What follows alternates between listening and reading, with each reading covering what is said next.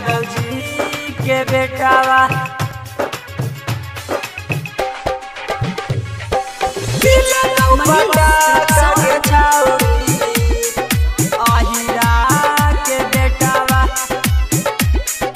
यादव जी के बेटावा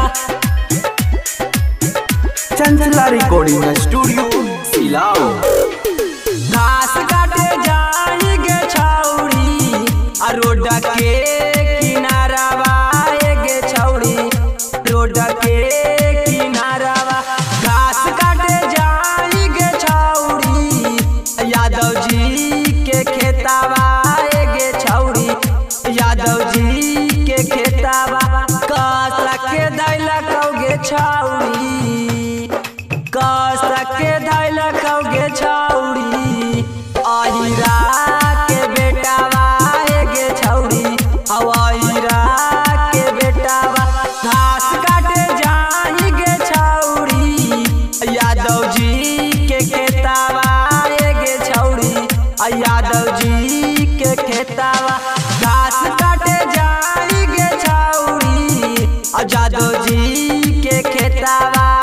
गे छौड़ी यादव जी के खेतावा देला कौ पटा गे छौड़ी देला कौ पटा गे छौड़ी अहिरा के बेटावा गे छौड़ी यादव जी के बेटावा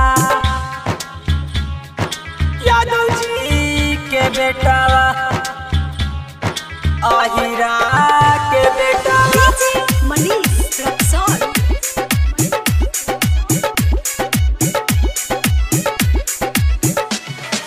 काटे के बहाने गे छौड़ी अब कैला कऊ कंडावा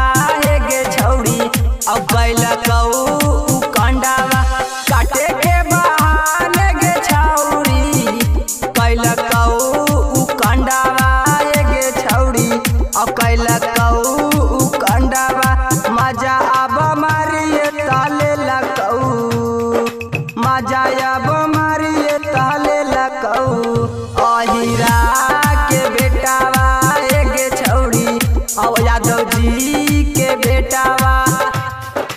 अहिरा के बेटावा